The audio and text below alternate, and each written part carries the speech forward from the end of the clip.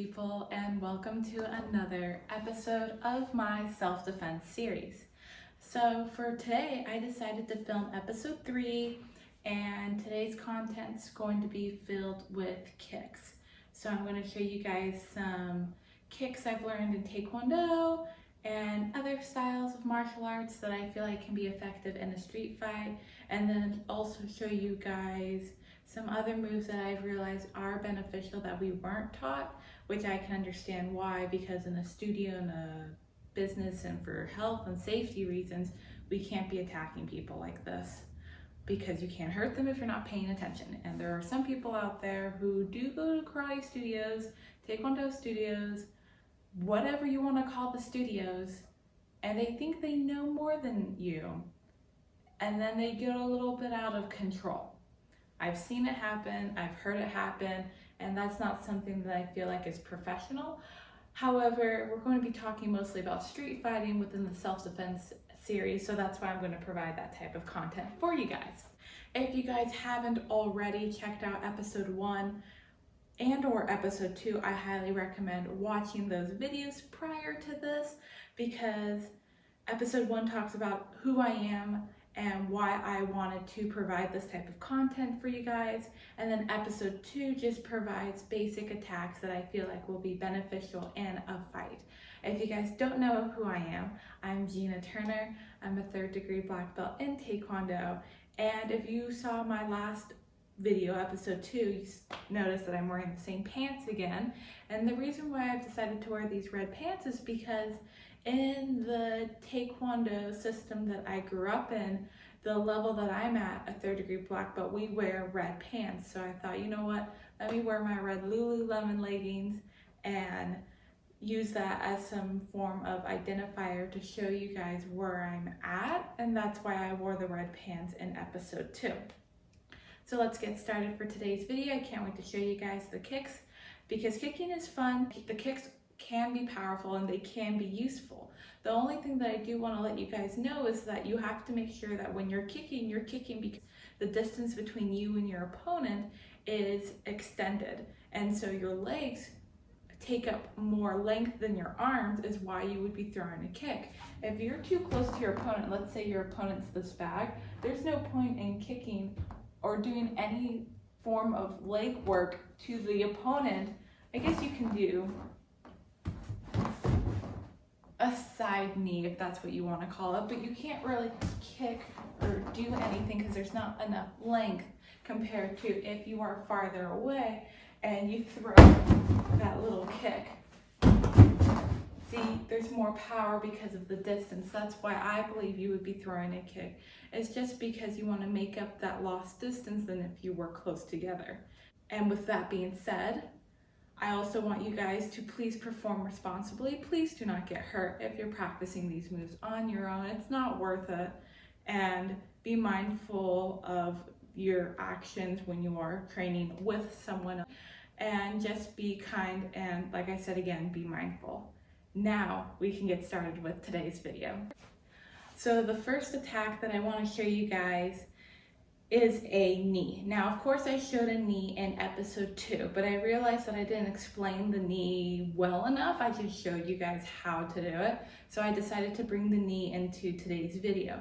Now, would you consider a knee to be a kick? To each their own. I would say yes, because the knee is not a punch, and in my way of thinking with martial arts, you have punches and you have kicks. And so I would say yes, because then you could use a knee in groundwork too. There are some moves that you can do if you are on the ground where you can knee your opponent, and you can't really kick on the ground. So yeah, I would say kneeing can be a kick. There's also a move called a knee kick, which I will show you in this video as well. But before I get to that move, I'm going to show you guys how to do a regular knee. Now again, I am right-handed, so my right leg will be behind me. You will get into your stance. In Taekwondo, we call it a sparring stance. Fun fact. You can call it whatever you want, it doesn't really matter. And so you have your hands up, grabbing your horns, and when you're throwing your knee, you are going to try and project your knee onto your opponent. Now, whether that's if you're holding your opponent by their shoulders, so you're holding them like this, or if you have clasped your hands behind your opponent's neck like this, wherever you're holding your opponent, and this is where you're going to be throwing your knee. Now, if you have your opponent by their shoulders, that means you're going to remove your hands, covering your face, putting them on your opponent's shoulder, bringing your power leg back, and then striking. Notice how my hips are coming in sort of that forward motion, but the upper body is coming back. I'm leaning back. Let's do that again. My hips are coming in a forward motion to help bring my knee to my opponent, and then my upper body's coming back. You don't have to really bend back that much because you have to have that balance. We aren't doing pretty knees, we're doing effective knees. And now you've probably noticed that my foot was pointed. It doesn't matter if your foot is pointed or if your foot is flexed. Do what's best for you. I don't want you guys going into a fight and realize, oh my God, I did not point my toes when I need my attacker. No, that's not the mindset that we want, because you're trying to get in, you're trying to get out, you're trying to protect yourself in the best way you know how. And so if we were going to be doing a knee with our left leg, same rules apply. If you're holding on to your opponent's shoulders, bring that power leg back, and then knee. Upper body's leaning back, hips are helping to move forward so our knee can attack our opponent. If we have our hands collapsed on our opponent, so my opponent would be right here, and then I have it collapsed behind their head. If I was going to try and knee them, let's say in the nose, you would bring your hands behind their neck, push their face down as you bring your knee up. So if I was, let's say this, I'm collapsing my hands behind their neck. This is not a human, so bear with me. And then I would just bring them forward as I knee them. Bring them forward as I knee them. And that's how you would throw an effective knee. Okay, the next move I'm going to show you guys will be the knee kick. And basically a knee kick, in my opinion, is like a front kick. And the way you would do a knee kick is you would bring your power leg, so whatever leg is behind you, up. Making sure that you're flexing your toes, because you don't want to kick with your toes, you're kicking with the ball of your foot. And that's why I recommend flexing your toes. Of course, if you're wearing shoes, you're going to have your foot all the way flexed, because you want to make sure you're hitting with the ball and the heel of your foot. You never really want to hit with your toes in this kick. So again, because we're using a bag and because we're barefoot, if you're barefoot, you're going to be kicking with the ball of your foot. So bring your leg up, kick, and bring it down. Just like that. That is a knee kick. You're bending your knee up, kick, and bending your knee back. Now, if you heard a little bit of noise, that's because Lexi, my dog, is behind the camera and she's sitting on a swivelly chair. Now we'll bring our left leg back, bring the left leg up, extend the foot, kick with the ball of the foot, and then bring your knee bent again. And this is similar to the front kick, because if you were in a stance, a front kick is using your front leg. So that means knee kick is your back leg. So if you're in your stance and you're going to use a front kick, which if you need to, I guess I can see it being valuable, but it's not my first move of choice. To each their own. You just bring your front leg up, kick, down, up, kick, down. Notice that my legs were bent, beginning and the end. Now, if you were wearing shoes and you were going to do a knee kick or a front kick, you would bring the leg up, flex the whole foot, kick with the ball on the heel, and then bend the leg, come back down. Now, if we were doing a front kick with shoes, bring the knee up, flex the whole foot, kick, knee, come back down. Now, when I would believe this move would be very effective is if I was using this kick and to actually physically hit the knee. Because when you're hitting the knee, you can pop the knee when you're hitting the knee with enough force, you can pop that knee back or to the side, depending on how you're kicking the knee. And that can be very painful for your attacker. Getting hit in the knee is painful. So if I were to do that, if I were to use my bag as my opponent and try to figure out, okay, where's their knee? They're a little bit taller than me, so that means their knee's probably going to be about, I don't know, right here or so. So a little bit below where the 8 is showing on my Wave Master. And the way I would do it is I would just bring my knee up and just push on that knee. Use my front leg, bring the knee up, push on that knee. And that will cover our front and knee kick, which if you guys use and find it effective, good job, that's good. Just remember, don't use your toes. You don't want to break your toes with this move. Now for the next move is going to be similar to the front and rear kick, but it's not going to use the same type of techniques. The kick I'm going to be showing you guys now will be a push kick. And the way a push kick would work is you would bring either your front or your back leg. I would do my back leg just because it's my most powerful leg, but when I was doing sparring and I was doing Taekwondo, I used my lead leg for a lot of the push kicks because I would use that as a defense mechanism. My sparrer would come forward, I'd just pick up my leg and push them back, pick up my leg and push them back at a fast rate. That way they would be pushed back and give me a second to figure out, okay, this is what I'm going to do. So I usually used my front push kick as a filler word, I guess you can say, where I didn't know what exactly I was going to do yet, but I knew I was going to come up with something and I could just use my front push kick to keep them away until I figure something out. And so that's how I would think of it. If I was at a street fight, I don't know if I would use the front push kick. I would use my back leg push kick or rear push kick solely because that's where all the power is. And I'm not trying to get points out of this. I'm trying to get in and out and leave. I'm not trying to accumulate those 10 points or the amount of points that you need in a Taekwondo sparring match.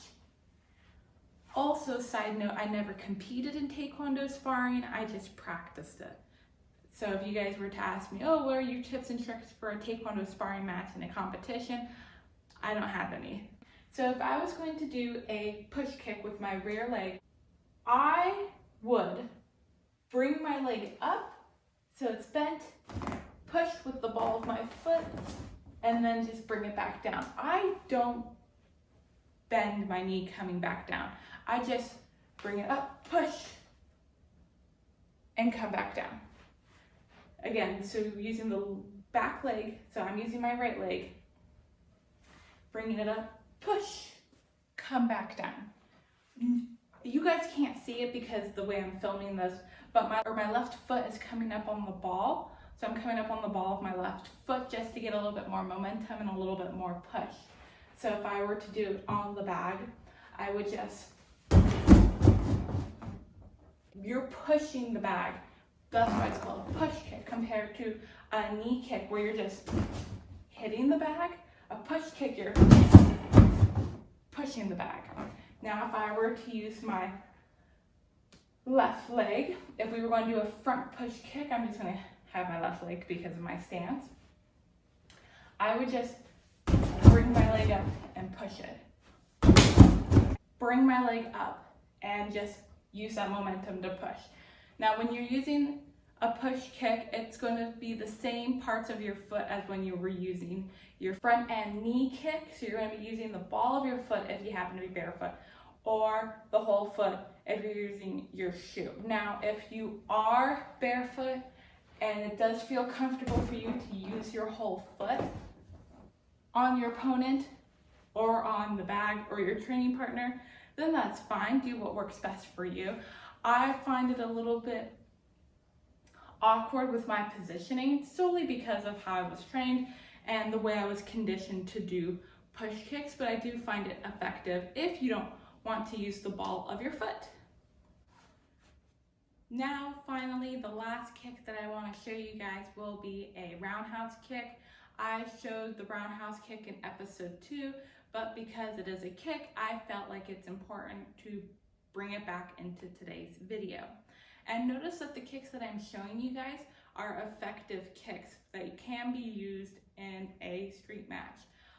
I did not show you guys a side kick or a back kick because those are not really going to be effective, in my opinion, if I'm fighting on the street. However, it can be very effective for sparring matches and for any other self-defense type scenarios that are competition or more surveillance-like. If you guys would like me to film videos on those type of kicks, so like the axe kick, the side kick, the back kick, the mule kick, all those type of fun little kicks, then let me know down below in the comments. I'd love to film something that's a little bit more not so street fighting type of content, a little bit more taekwondo, a little bit more pretty type of movements that I really enjoy.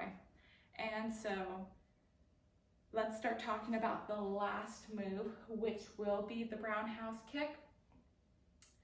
Usually with the roundhouse kick, you want to use your back leg. And again, I'm right-handed, so my right leg is behind me. You'll get into your stance. And really what I recommend is just kicking the mid area of the body, kicking the side of the body, so like right here. If they are in a stance and their body's facing outward, then you can kick them in the stomach. You could do a roundhouse kick to the knee. That way you can hit the knee inward. And so there are a lot of ways to do the roundhouse kick. I just wouldn't recommend kicking the head because that's not practical and you don't know who your opponent's going to be. So head kicks are more pretty kicks, they're not effective kicks. Now, the way to do a roundhouse kick is you want to make sure you're pivoting your front foot. You want to make sure that your foot is, so whatever your front foot is, it's facing 12 o'clock. And then when you pivot, do a full executed pivot, your front leg or front foot will rotate to 9 o'clock. Because if we look at a clock and we have the 12 o'clock, if our foot's facing 12, 3 o'clock would mean our front foot would have to be facing inward, and that's not practical. So it needs to be facing outward, and outward's 9 o'clock if you do a fully executed pivot. I'm just filming my feet real fast just so you guys can see what a fully executed pivot looks like. That's why you can't see my head right now, because the way I'm filming this, it cuts off different body parts. So if I was going to do a fully executed pivot, my left foot, because it's my front foot, is facing at 12 o'clock. And then when I bring my leg up to kick, my left foot will then face over here. And really what this is allowing you to do is get more rotation and more power, and to come and use your body to kick your opponent harder. If you were to keep your foot like this and you try to do a roundhouse kick, it's not going to be that effective. And if you don't have that flexibility or mobility within your ankle or your knee, you can end up injuring yourself and over-rotating one of those two areas, and that's not going to be very beneficial for you. So if you do pivot your foot, notice how my ankle and my knee are in a more obtainable position for me to throw that kick and not have to injure those two body parts. So that's why I wanted to show you guys how to do an effective pivot, because if you don't pivot, then you lose that extra power, and then you may end up hurting your ankle or your knee, which it won't be very beneficial if you are in a street fight and you end up injuring yourself. that would be very, very unfortunate for you. So when you're doing your roundhouse kick, you're going to be using your rear leg, and you're just going to, again, kick the side of the body of your opponent, or if they're fully facing you, then you can kick the stomach. So I'm pivoting my foot right now, which unfortunately you guys can't see, but I do have it pivot because I do not want to hurt my ankle or my knee. And then I bring my leg up. Notice my knee is bent. Remember to point your toes. Don't kick with your toes because you'll break your toes. So that's why you're having a pointed foot, and you're using your shin and the front of your foot as your body part that's going to be attacking. Don't really know how to word that any better, but that's basically what it is. So you bring your knee up, and then making sure you have your balance, kick. That was a little bit of a weak kick, but just to show you guys how don't mind any cracks. Look at my knees a little bit above my ankle. Knees a little bit above my ankle, and then kick. So if I were to just kick the bag and not have to hold my knee up there so you guys can see where my knee is and how my knee is in position with my ankle, you would just go in a very fluid movement. Just like that, using your shin and the top of your foot as the surface that you're going to be kicking with. Same if you're left leg kicker. Remember to point your toes when you kick, making sure you fully pivot your right foot and you kick. Again, you kick. Remember, we're just kicking the side of the body. You're not going to try and hit the head because that's, like I mentioned before, not practical. And then if you do want to take out the knee, you just come in a little bit lower because the knee is lower, and then you come in with, in my opinion, sort of like knee down. That way you're doing this sort of movement where you're coming down. So, like that. Because that way it just brings the knee bends in a unnatural way. You could come straight across, like if you're going to knee the side of the body, that would still work because you are still bending the knee in an unnatural way. I hope you guys enjoyed today's video. You guys learned a little bit about some different kicks in your self-defense. I did show you guys kicks that were going to be a little bit more practical than those fancy spinning kicks that is usually shown in combat movies. If you guys do want me to show you guys how to do those type of moves, let me know down in the comments below. I'd be more than happy to film that type of video. Thank you again for watching today's video. If you haven't seen episode 1 or 2, those links will be down in the description below. I hope you guys enjoy this type of content. If you want more self-defense, yoga, and pretty soon fitness-related videos, please like, comment, and subscribe to this channel. If you can't get enough of me, my Instagram's @StuffGinaDoes, where you can find science-based backed research on fitness and nutrition, and where I show you guys that being physically fit and being happy and living a well-balanced life is more than just the physical and the nutritional part. There's a lot more that goes on that makes us feel overall a very zenful and content type of person. So thank you again for always watching and always supporting, and I'll see you guys in next week's video. Bye!